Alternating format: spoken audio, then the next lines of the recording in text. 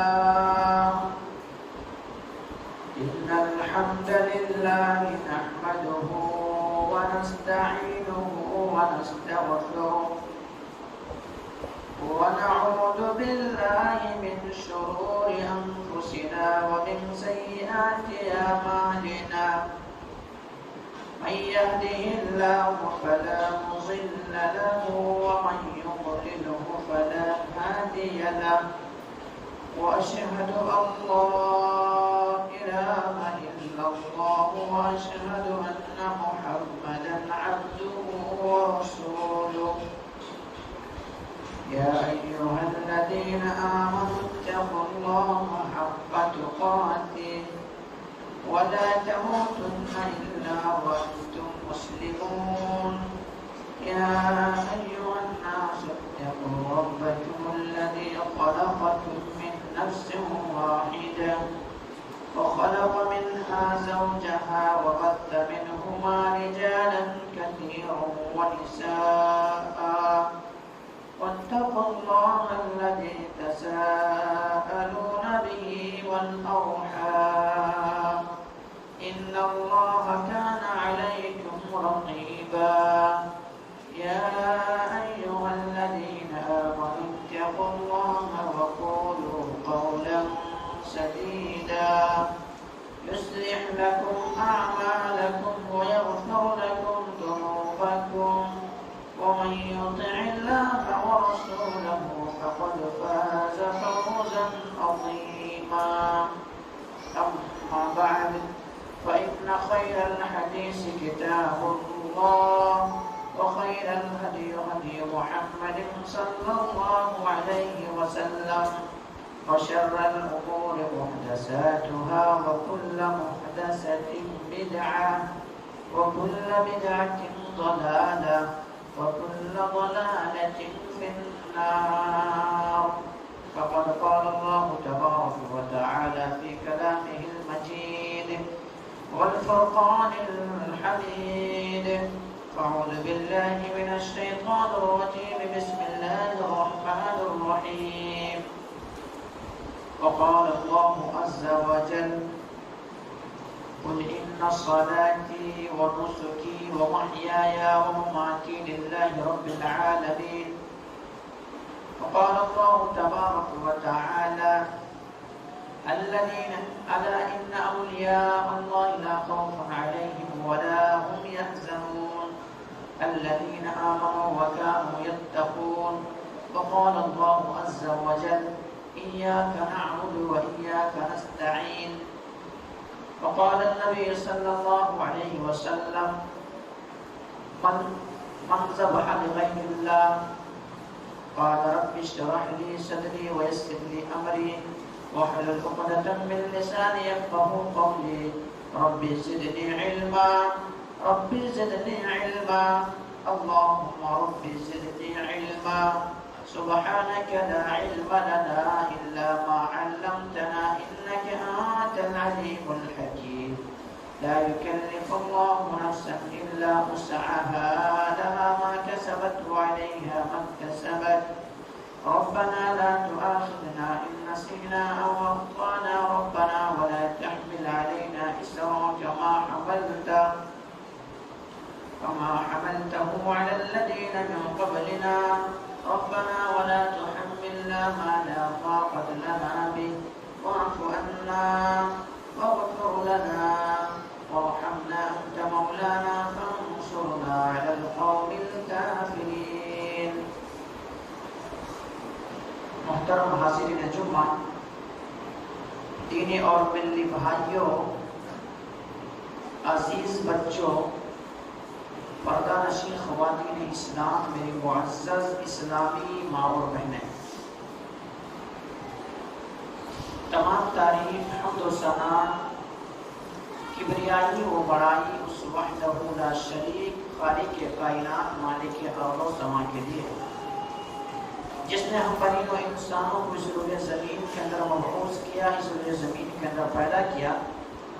تمام کے تمام نبیوں کے اوپر درود ہو، تمام کے تمام رسولوں کے اوپر بھی خصوصاً بالخصوص میرے آپ کا آقا جناب محمد رسول اللہ صلی اللہ علیہ وسلم پر اللہم صلی علی محمد وعلی آل محمد کما صلیت علی ابراہیم وعلی ابراہیم انک حمید مجید اللہم بارک علی محمد وعلی آل محمد کما بارکت علی ابراہیم وعلی ابراہیم انک حمید مجید۔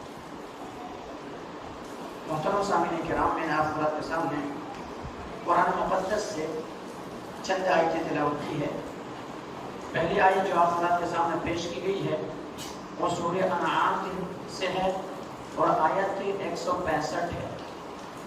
اسی طرح سے آپ حضرات کے سامنے دوسری آیت جو پڑھی گئی ہے وہ سورہ یونس سے ہے اور آیت 60/2 ہے، 62 ہے۔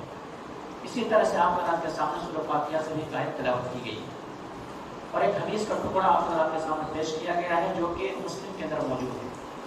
اس مناسبت سے آج میں آپ حضرات کے سامنے بیان کروں گا 11ویں باعث ثواب یا موجب عذاب، یعنی یہ 11ویں جو ہے کیا یہ ثواب ہے یا عذاب ہے، اس کے تعلق سے۔ لیکن اس سے پہلے میں آپ حضرات کے سامنے ذرا ادب گزارش کرنا چاہوں گا کہ دیکھیے جمعہ کے آداب میں سے ایک ادب یہ بھی ہے کہ انسان ٹیک لگا کر کے نہ بیٹھا جائے۔ برائے مہربانی اگر ٹیک آپ لگائیں گے تو ایسی صورت میں پھر کیا ہوگا کہ جو میں بیان کر رہا ہوں وہ آپ لوگ سمجھ نہیں پائیں گے، نیند کا غلبہ ہوگا اور پھر آپ کے وضو بھی ٹوٹ جانے کا خدشہ ہوگا۔ اس لیے ٹیک لگا کے بیٹھنا یہ حرام ہے، ٹیک لگا کر کے بیٹھنا یہ حرام ہے۔ یہاں تک کہ اللہ کے نبی جناب محمد کریم صلی اللہ علیہ وسلم نے یہاں تک فرمایا کہ کوئی ہوا بنا کر کے نہیں بیٹھ سکتے تو ٹیک لگا کر کے بیٹھنا یہ مناسب نہیں ہے۔ اسی طرح سے دوسری بات یہ ہے کہ خطبہ کے دوران اگر آپ ذرا بھی جنبش کریں گے، یہاں تک کہ روایتوں کے اندر آتا ہے کہ اگر کوئی انسان اپنے ساتھی سے اشارے سے بھی کہتا ہے کہ آپ چپ جائیں یا ایسا کیجئے تو ایسے بھی آپ جمعہ کے خطبہ سے محروم ہو جائیں گے۔ اس لیے جمعہ کا خطبہ بڑی ادب و احترام کے ساتھ سماعت کرنا ہے۔ اور صحابہ کرام جب سماعت کرتے تھے تو ایسا لگتا تھا کہ صحابہ کرام کے سروں پہ کوئی پرندہ بیٹھا ہوا ہو۔ کیا مطلب؟ یعنی پرندہ جب کسی کے سر میں آ کے بیٹھ جائے تو پھر کوئی انسان جنبش نہیں کرتا ہے، حرکت نہیں کرتا ہے، متحرک نہیں ہوتا ہے، اور وہ انسان کیا کرتا ہے بڑی ادب و احترام کے ساتھ بیٹھتا ہے کہ کہیں جنبش کریں گے تو کہیں سر سے پرندہ اڑ نہ جائے۔ تو یہ جمعہ کا آداب میں سے ہے۔ اور اگر آپ اشارے اور کنایے سے بھی کہیں گے، اگر کسی کو چپ کرائیں گے یا کوئی بات چیت کریں گے تو آپ جمعہ کے ثواب سے محروم ہو جائیں گے۔ یہاں تک کہ روایتوں کے اندر آتا ہے کہ اگر کسی انسان کے سامنے کوئی چیز پڑا ہوا ہو اس کو بھی ہٹا نہیں سکتے۔ حالانکہ عام دنوں میں اگر مساجد کے اندر کوئی چیز پڑا ہوا ہے اور آپ کی نظر پڑ جائے اور آپ نہیں اٹھاتے ہیں تو آپ گنہگار ہیں، کیونکہ آپ نے دیکھا مسجد کے اندر کوئی چیز لگا ہوا ہے تو آپ کے اوپر یہ ذمہ داری بنتی ہے کہ آپ اس کو اٹھا کر کے پھینکیں، آپ کے اوپر یہ ضروری ہے۔ لیکن جمعہ کے دن اگر کوئی سامنے جمعہ جب خطاب کر رہا ہو، مقرر تقریر کر رہا ہو، ایسے گھڑی میں اگر کوئی انسان اگر سامنے کوئی تنکا بھی پڑا ہوا ہو اس کو بھی ہٹاتا ہے تو اس میں بھی لغو کا کام کرتا ہے، تو اس سے بھی وہ جمعہ کے ثواب سے محروم ہو سکتا ہے۔ تو یہ جمعہ کے آداب میں سے ہے، اسی لیے ہم اور آپ کو جمعہ کا ادب اس طرح سے کرنا چاہیے اور ٹیک وغیرہ لگا کر کے نہیں، بلکہ ہمیں اور آپ کو تیاری کے ساتھ اور اچھے انداز میں بیٹھنا چاہیے۔ تو بہرحال آپ حضرات کے سامنے موضوع خطابت جو میرا ہے انشاءاللہ ایک بار دیگر میں آپ حضرات کے سامنے مختصر طور پر بتاؤں گا کہ 11ویں جو ہے باعث ثواب ہے یا پھر موجب عذاب ہے۔ اس کے تعلق سے سب سے پہلے ہم اور آپ جانیں کہ 11ویں کن کے نام پر منایا جاتا ہے، کن کے نام پہ نذر چڑھایا جاتا ہے، کن کے نام پہ فاتحہ وغیرہ کیا جاتا ہے، آخر کن کے نام پہ؟ تو میرے بھائیوں یہ 12ویں جو ہے پیران پیر عبد القادر جیلانی رحمۃ اللہ علیہ انہی کے نام پر 11ویں اور 12ویں ادا کیا جاتا ہے۔ یعنی عام دنوں میں تو 11ویں ہر مہینے میں ادا کرتے ہیں، لیکن یہ جو ربیع الاخر کا مہینہ ہے اس میں اور زیادہ زور و شور کے ساتھ ان کے نام پر کیا کیا جاتا ہے، یعنی 11ویں کیا ہے، 11ویں کا رسم پورا کیا جاتا ہے، 11ویں ادا کیا جاتا ہے، 11ویں کی نیاز دیا جاتا ہے۔ یہ آخر ہے کیا؟ آئیے یہ تاریخی بات ہے، یہ یاد رکھنے کی ضرورت ہے اور آپ کو ہمارا آپ کی علم میں ہونا چاہیے کہ آخر یہ عبد القادر جیلانی رحمۃ اللہ علیہ کون تھے، عبد القادر جیلانی رحمۃ اللہ علیہ کا عقیدہ کیا تھا، عبد القادر جیلانی رحمۃ اللہ علیہ کہاں پیدا ہوئے، عبد القادر جیلانی کے کیا کیا شخصیات اور کیا کیا کارنامے ہیں، ان کے تعلق سے ہم اور آپ کو جاننا ضروری ہے۔ سب سے پہلے جانیں کہ عبد القادر جیلانی رحمۃ اللہ علیہ کہاں پیدا ہوئے۔ ان باتوں کو بغور سے سنیں گے کیونکہ یہ علمی باتیں ہیں، تاریخی باتیں ہیں، یہ بارہا سننے کا موقع نہیں ملتا ہے، لیکن ہمیں اور آپ کو ان چیزوں کا علم ہونا ضروری ہے تاکہ ہم اور آپ ایک دوسرے کے سامنے جب دعوت دیں، دوسرے کو تبلیغ کریں تو ہمیں اور آپ کو یہ باتیں سمجھ میں آئیں اور لوگوں تک ان باتوں کو پہنچا سکیں۔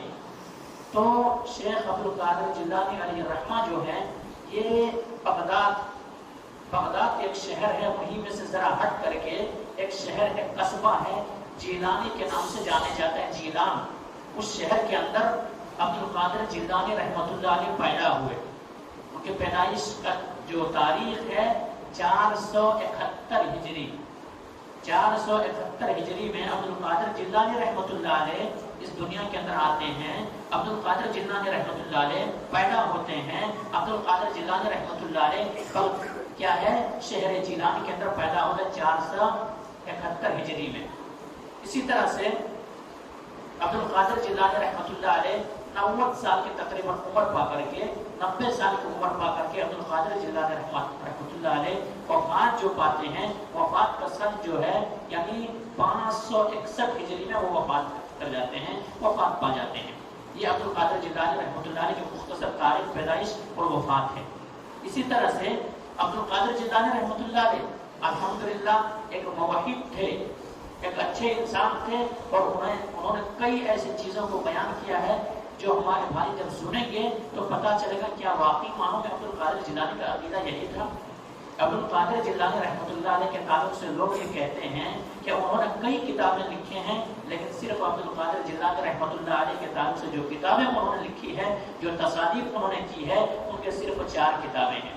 ان میں سے ایک مشہور کتاب ہے بنیۃ الطالبین۔ بنیۃ الطالبین، اور ہر موحد کو اس کتاب کو ذرا پڑھنا چاہیے۔ کیوں؟ پڑھیں گے جب تو عبد القادر جیلانی رحمۃ اللہ علیہ کے کیا عقیدے تھے ان عقائد کا پتہ چلے گا، اور انسان کیا کرتا ہے وہ لوگوں کے سامنے بیان کر سکتا ہے۔ اس لیے علم کے لیے، نالج کے لیے اس کتاب کو پڑھنا چاہیے، کیوں یہ عقیدے پر محیط ہے یہ کتاب۔ تو عبد القادر جیلانی رحمۃ اللہ علیہ نے جو کتاب سب سے زیادہ مشہور و معروف ہے وہ بنیۃ الطالبین ہے۔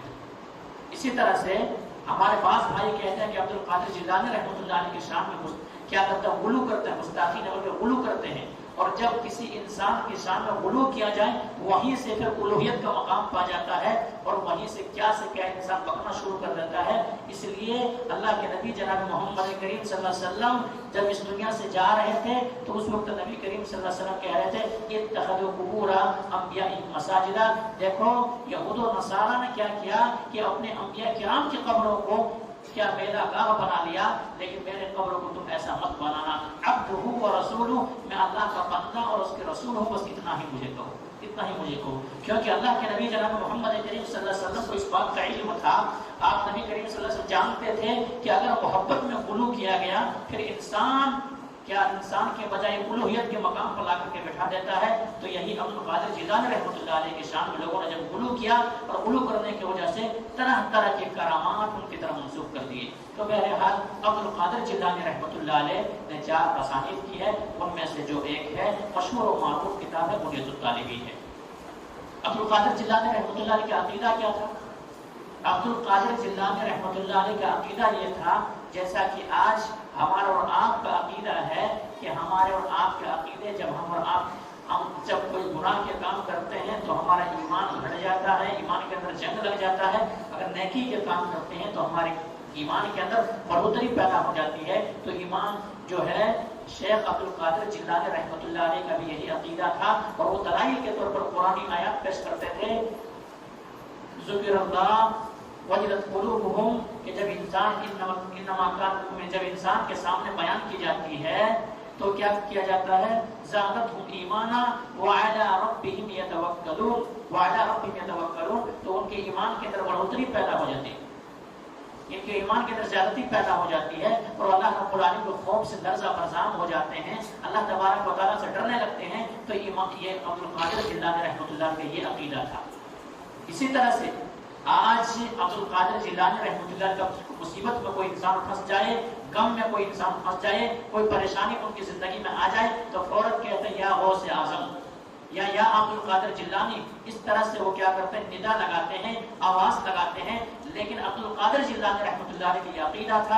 عبد القادر جیلانی رحمۃ اللہ علیہ یہ کہتے تھے جب بھی مصیبت تمہاری زندگی میں آئے، جب بھی غم تمہاری زندگی میں آئے، جب پریشانی تمہاری زندگی میں گھیر لے، تو تمہیں کیا کرنا ہے، یعنی ہمیں نہیں پکارنا ہے، اللہ کو پکارنا ہے، اللہ سے عاجزی کرنا ہے، اللہ سے انکساری کرنا ہے، اللہ سے مانگنا ہے، اللہ سے سوال کرنا ہے. کیوں؟ اللہ ہی عطا کرتا ہے، اللہ کے علاوہ کوئی عطا کرنے والا نہیں، اللہ کے علاوہ کوئی دینے والا نہیں ہے. اللہم لا مانع لما آتیت ولا معطی لما منعت. اللہ جس چیز کو روک دے اسے کوئی دینے والا نہیں، اور اللہ تبارک و تعالیٰ جسے دے دے اس کو کوئی روکنے والا نہیں. اور آداب بھی بیان کرتے تھے. دعا کرنے کا طریقہ یہ ہے، عبد القادر جیلانی رحمۃ اللہ علیہ کہتے تھے کہ آداب دعا میں سے ایک ادب یہ بھی ہے، جب انسان دعا کرتا ہے، اپنے دست مبارک کو دراز کرتا ہے، اپنے دست مبارک کو اٹھاتا ہے، آسمان کی طرف بلند کرتا ہے، تو ان کا طریقہ یہ ہے، ان کا سلیقہ یہ ہے، ان کا ادب یہ ہے کہ وہ انسان کیا کرے کہ اپنے دست مبارک کو اٹھا کر کے سب سے پہلے اللہ رب العالمین کی تعریف کرے.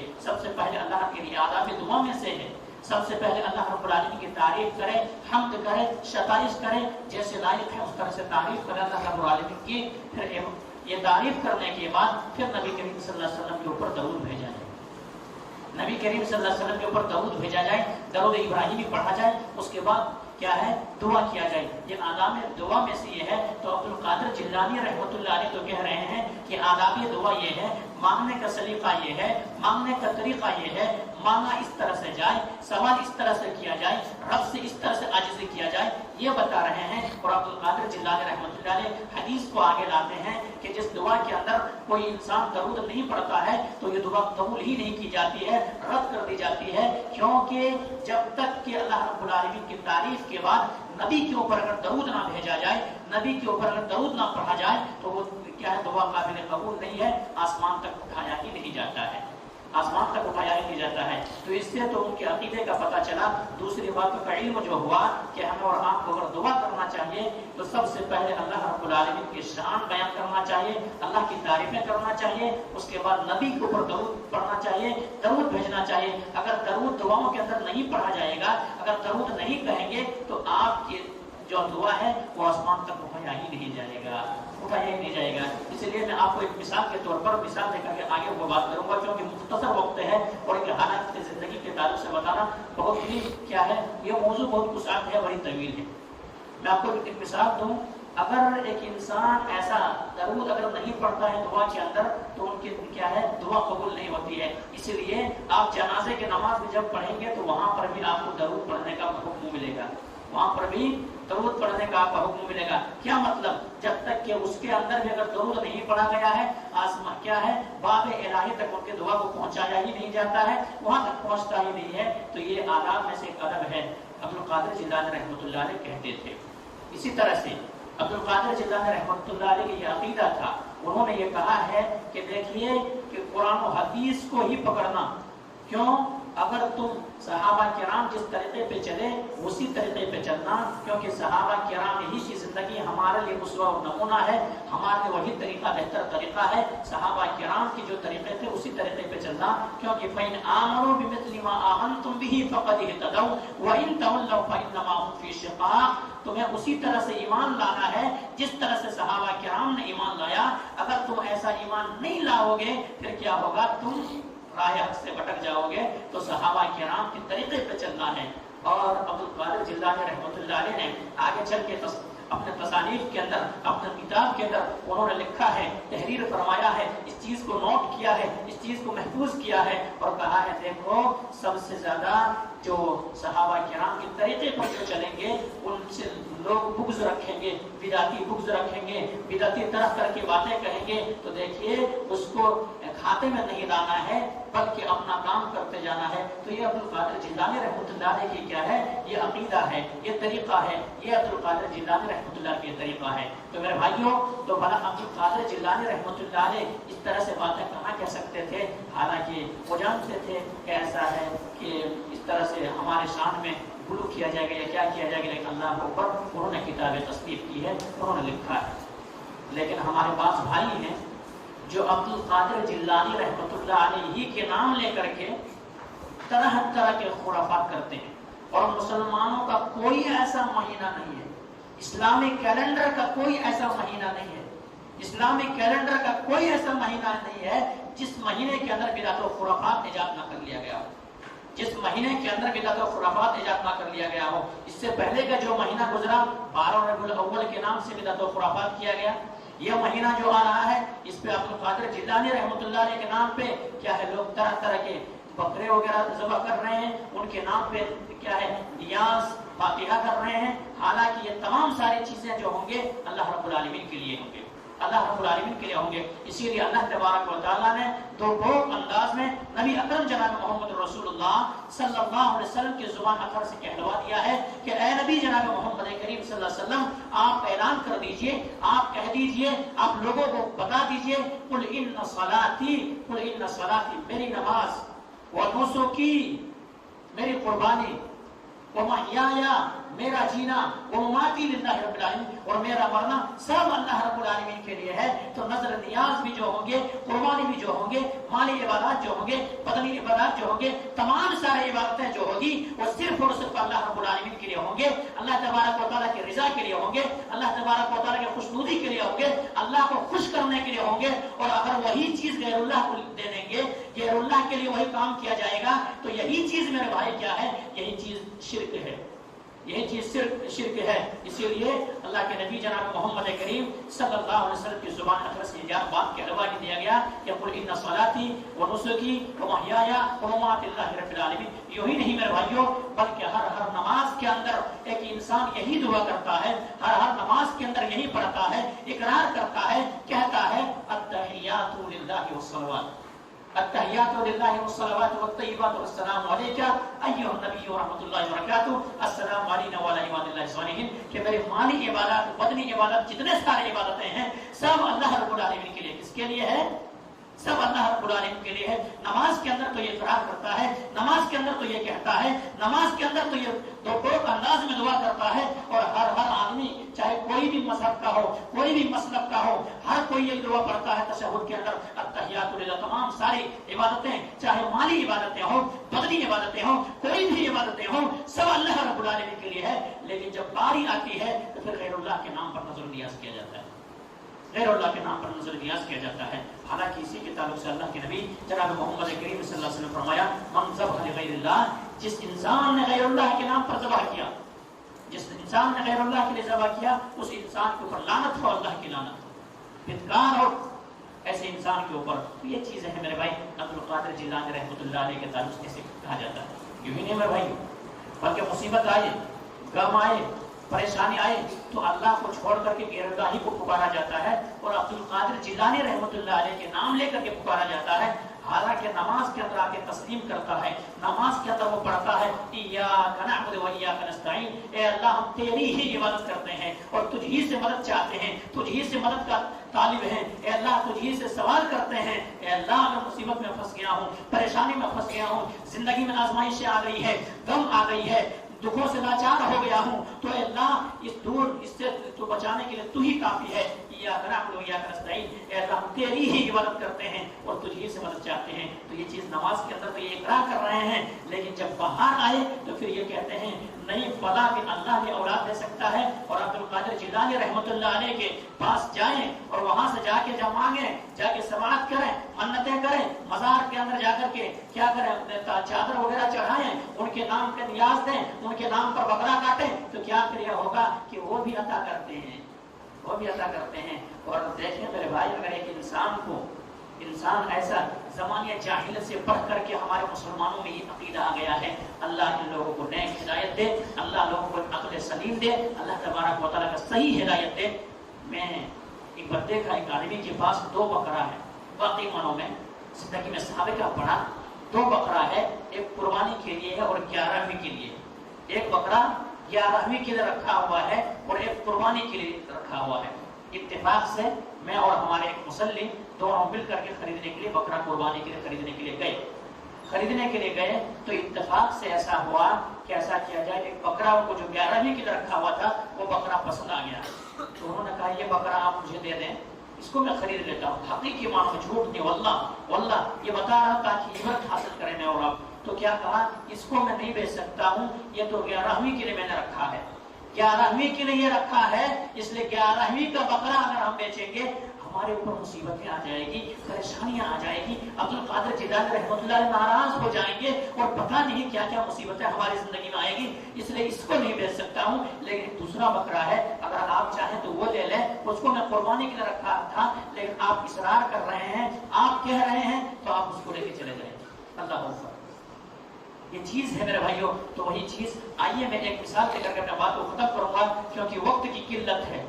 انسان غیر اللہ کے نام پر بکرے ذبح کرتے رہے، غیر اللہ کے نام پر طرح طرح کی چیزیں کیا ہے تیار کر رہے ہیں، لیکن غیر اللہ کے نام پر اللہ رب العالمین کے نام پر نہ دیا جائے۔ غیر اللہ کے نام پر ایک مکھی بھی اگر کوئی انسان چڑھائے تو مکھی کی وجہ سے جہنم واصل ہوا ہے، سنے ہوا کیا؟ مکھی کی وجہ سے۔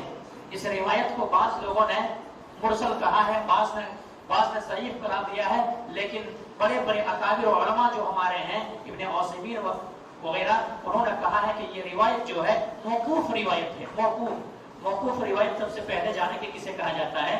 موقوف روایت، یعنی کوئی ایسی روایت جو ڈائریکٹ صحابہ کرام بیان کرے، یعنی نبی کریم صلی اللہ علیہ وسلم تک کری نہ مل رہا ہو تو اسے موقوف روایت کہا جاتا ہے۔ شاید کہ آپ لوگ حدیث کے تعلق سے سنے ہوں گے درس وغیرہ کے اندر، تو یہ روایت جو موقوف ہے، موقوف روایت حضرت سلمان فارسی رضی اللہ تعالیٰ عنہ سے، وہ کہتے ہیں کہ اللہ کے نبی جناب محمد کریم صلی اللہ علیہ وسلم نے کہا کہ پرانے زمانے میں دو شخص تھے، دو دوست تھے۔ اس بات کو غور سے سنیں گے، ٹیک نہیں لگائیں گے، سوئیں گے نہیں، کیونکہ ہمارے اور آپ کی یہ عادت ہوتی ہے کہ جب جمعہ کا جب خطبہ ہوتا ہے اسی وقت نیند آتی ہے، اسی وقت سوتے ہیں، لیکن وہی انسان کو اگر ٹی وی کے سامنے بٹھا دیا جائے تو وہاں پہ 2 گھنٹہ بیٹھے گا، 3 گھنٹہ بیٹھے گا، نیند نہیں آئے گی۔ اگر کہیں میچ آ رہا ہو انڈیا پاکستان کا یا 20 کوئی بھی چیز ہو رہا ہو تو وہاں پہ کمر میں تکیے لگا کر کے پیچھے پھر بھی آنکھیں جمع کر کے دیکھے گا کہ کیا اسکور کتنا ہوا، کیا رن ہوا۔ لیکن جمعہ کے خطبے کی جب باری آتی ہے، جمعہ کا خطبہ سننے کی باری آتی ہے تو وہی نیند کا غلبہ ہوتا ہے، وہی انسان سو جاتا ہے، پھر پتہ نہیں چلتا ہے کہ کیا بیان کیا گیا، کیا ہم نے سنا۔ حالانکہ جمعہ کا خطبہ بغور سننا چاہیے انسان کو، بغور سننا چاہیے۔ کیوں؟ یہ 1 ہفتے کی تیاری کے بعد منبر پہ علماء کرام آتے ہیں، محراب پر علماء کرام آتے ہیں، اور معاشرے کے اندر جو کرپشن ہے، معاشرے کے اندر جو بگاڑ ہے، سوسائٹی کے اندر جو فسادات ہے، انہی فسادات کو لوگوں کے سامنے بیان کیا جاتا ہے، آگاہ کیا جاتا ہے، انہیں متنبہ کیا جاتا ہے، ان کے کانوں تک پہنچایا جاتا ہے۔ اس لیے میرے بھائیوں، خطبہ کے دوران سونا ممنوع ہے، اور اگر کوئی سو بھی گیا ہے تو وضو ساقط ہو گئی ہے۔ اگر وضو ثابت ہو گئی ہے، کوئی ایسا سو بھی گیا ہے تو جا کر کے دوبارہ وضو کرنا پڑے گا۔ اس لیے جمعہ کا خطبے کے اندر بغور سننا چاہیے، بغور سننا چاہیے۔ تو میرے بھائیوں، اس بات کو بغور سنیں، اس بات کو بغور سنیں۔ کیا مطلب؟ یعنی تاریخ بن شہاب کے اندر یہ روایت موجود ہے، اور محمد بن عبد الوہاب رحمۃ اللہ علیہ اپنے مائی ناس کتاب جو ہے کتاب التوحید کے اندر بھی اس واقعے کو نقل کیا ہے، کتاب التوحید کے اندر بھی اس واقعے کو نقل کیا ہے کہ اللہ کے نبی جناب محمد کریم صلی اللہ علیہ وسلم نے ارشاد فرمایا، نبی کریم صلی اللہ علیہ وسلم ہمارے درمیان بیٹھے ہوئے تھے، تمام صحابہ کرام جلوہ افروز تھے۔ اللہ کے نبی جناب محمد رسول اللہ صلی اللہ علیہ وسلم نے مثال کے طور پر صحابہ کرام کو سمجھانا چاہا کہ پرانے زمانے کے اندر 2 شخص تھے، پرانے زمانے کے اندر 2 شخص تھے۔ اتفاق ایسا ہوا کہ دونوں سفر میں جا رہے تھے، دونوں سفر میں جا رہے تھے، اور وہاں جس راستے سے انہیں عبور کرنا تھا، جس راستے سے انہیں گزرنا تھا، جس راستے کو انہیں کراس کر کے نکلنا تھا، وہ راستے میں ایسا ہوا کہ کوئی چیز ان کے کوئی بت نامی شے وہاں پہ رکھا ہوا تھا، اور وہاں کے جو لوگ تھے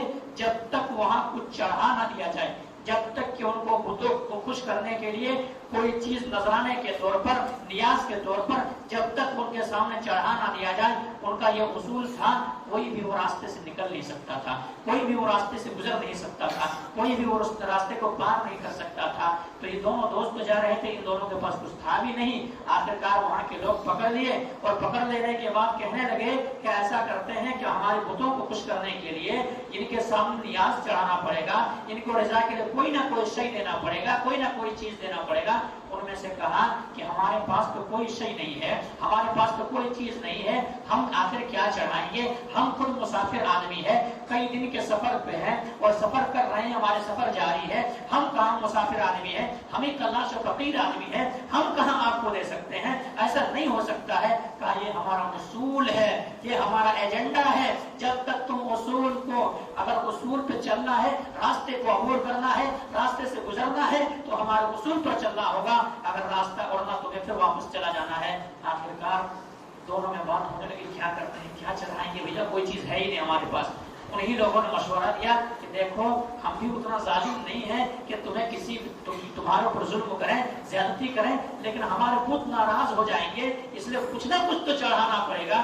آج بھی لوگ یہی طریقہ اپناتے ہیں کہ اللہ ناراض ہو جائے، بت ناراض نہ ہو، ہمارے معمول ناراض نہ ہو، یہی لوگ کہتے ہیں۔ اب دراصل وہی بات ہے کہ ایک مکھی پکڑو یا اس کو چڑھا دو، ایک مکھی پکڑو اس کو چڑھا دو، ایک مکھی کو پکڑا، اس کو مارا، اس کے اوپر چڑھا دیا، اور چڑھا دینے کے بعد وہ انسان اچھے ڈھنگ سے بڑی ہی عمدہ طریقے کے ساتھ وہ انسان راستہ عبور کر دیا، راستہ پار کر لیا، راستہ گلزار بن گیا، وہ انسان کے لیے آگے نکل گیا۔ لیکن دوسرا بندہ تھا، موحد تھا، شرک نہیں کرتا تھا، اور انہیں پتا تھا وَإِن قُتِلْتَ أَوْ حُرِّقْتَ، اگر تمہیں قتل کر دیا جائے یا جلا دیا جائے، اپنے آپ کو قتل کرا لینا، گوارا کر لینا، اپنے آپ کو جلوا لینا، گوارا کر لینا، لیکن ایسا کرنا کہ کبھی شرک مت کرنا۔ انہیں پتا تھا، تو انہوں نے کہا کہ چاہے آپ مجھے کچھ بھی کریں، لیکن میں کچھ بھی نذرانے کے طور پر، نیاز کے طور پر یہ بتوں کے سامنے میں نہیں چڑھا سکتا ہوں، کیونکہ یہ جانور بھی اللہ رب العالمین کے ہیں، تو اگر کٹیں گے تو اللہ رب العالمین کے نام پر کٹیں گے، ذبح ہوں گے تو اللہ رب العالمین کے نام پر ذبح ہوں گے، غیر اللہ کے نام پر ذبح نہیں کیا جا سکتا ہے۔ قُلْ إِنَّ صَلَاتِي وَنُسُكِي وَمَحْيَايَ وَمَمَاتِي لِلَّهِ رَبِّ الْعَالَمِينَ، تمام میری قربانی، میری نماز، میرا جینا، میرا مرنا سب اللہ رب العالمین کے لیے ہے، اس لیے مجھے مارو، یہ گوارا ہے، میں اس پر کوئی چیز چڑھانا گوارا نہیں کرتا ہوں۔ آخرکار وہاں کے لوگ دیش میں آئے اور اس کو دیکھ کر دیا، سکہ روٹی کر دیے، انہیں شہید کر دیے۔ اب شہادت کی موت پایا انسان، شہادت کی موت پانے کے بعد اللہ رب العالمین نے اس بندے کو جنت کے اندر داخل کر دیا۔ کہاں داخل کیا؟ سن رہے ہیں بات؟ اور سمجھ میں آ رہی بات؟ تو جنت کے اندر داخل کر دیے۔ میرے بھائیوں، ایک چھوٹی سی چیز ہے، حقیر مخلوق ہے، ایک چھوٹی سی مخلوق ہے، انسان اگر ہاتھ میں مسل دے، انگلی میں مسل دے تو پتہ بھی نہ چلے، لیکن ان کے باوجود بھی غیر اللہ کے نام پر چڑھایا گیا تو کہاں گیا؟ جہنم کے اندر گیا۔ میرے بھائی، جو انسان اللہ رب العالمین کے در کو چھوڑ کر کے، اللہ تبارک و تعالیٰ کے چوکٹ کو چھوڑ کر کے، اللہ رب العالمین کی عبادت و بندگی کو چھوڑ کر کے، اللہ رب العالمین کے رضا اور خوشنودی کے کام کو چھوڑ کر کے غیر اللہ کے نام پر طرح طرح کی چیزیں کرتے ہیں، انہیں ذرا سوچنا چاہیے، غور و فکر کرنا چاہیے۔ کیوں؟ ہمارا یہ مقصد کسی کا دل دکھانا نہیں ہے، کیونکہ ان اريد الا الاصلاح، محمد کریم صلی اللہ علیہ وسلم کے پیغام کو، اللہ تبارک و تعالیٰ کے فرمان کو لوگوں تک پہنچانا ہماری ذمہ داری ہے۔ اگر ہم نے ذمہ داری کو نہیں نبھایا، لوگوں تک نہیں پہنچایا، لوگوں کو نہیں بتایا، تو کہیں کل قیامت کے دن ہمارے دامن کہیں پکڑ نہ لے اور کہ تمہارے پاس امانتیں تھی، تمہارے پاس قرآن و حدیث تھا، تمہارے عقیدے درست تھے، لیکن تم نے لوگوں تک بتایا نہیں بتایا۔ اس لیے ہم یہ ان اريد الا الاصلاح ہمارا مقصد ہوتا ہے، کسی کا دل آزاری نہیں ہوتا ہے، کسی کو تکلیف پہنچانا یا کسی کو دل کا ٹھیس پہنچانا نہیں ہوتا ہے۔ میرے بھائیوں، اگر ہم میں سے بھی اگر کوئی اس طرح کی غلطی اور کوتاہیوں کے اندر پھنس گیا ہے تو انہیں بھی توبہ کرنا چاہیے، طائب ہونا چاہیے۔ اگر مرنے سے پہلے اگر انسان توبہ کر لے تو اللہ تبارک و تعالیٰ چاہے تو معاف کر دے، لیکن اگر مر گئی اسی حالت میں انہ من یشرک باللہ فقد حرم اللہ علیہ الجنہ، اللہ کا فرمان ہے پھر جنت حرام ہے، جنت کے اندر نہیں جا سکیں گے۔ اس لیے میرے بھائیوں، ان سب بات کو ختم کریں گے، بات بے شمار تھی لیکن وقت بھی زیادہ ہو گیا ہے، میں آپ لوگوں سے معذرت خواہ ہوں اگر زیادہ وقت ہو گیا ہو تو۔ یہ سب بات کو ختم کرتا اللہ تبارک و تعالیٰ سے دعا کرتے ہیں کہ مولا کریم جو بات کہی گئی ہے سب سے پہلے تو قرآن کو ان باتوں کے اوپر اچھی سمجھ کے توفیق دے دیں، اس کے بعد مولا کہ ہم تمام مسلمانوں کو تو جب تک زندہ رکھ، اسلام پر زندہ رکھ، اور جب ہمارے خاتمہ ہو توحید پر خاتمہ ہو، کلمہ ہمارے زبان پہ نصیب ہو۔ مولا کریم جو پریشانی کے مبتلا ہے ان کی پریشانی کو دور کر دے، جو مقروض ہے ان قرض کی ادائیگی میں آسانی پیدا کر دے۔ مولا کریم دنیا سے جا چکا ان کو مغفرت فرما دے۔ مولا کریم جو قبر کے مدفون ہے ان کے قبروں کو جنت کا باغ بنا دے۔ رب العالمین الحمد للہ رب العالمین، سبحان ربک رب العزة عما یصفون والسلام علی المرسلین والحمد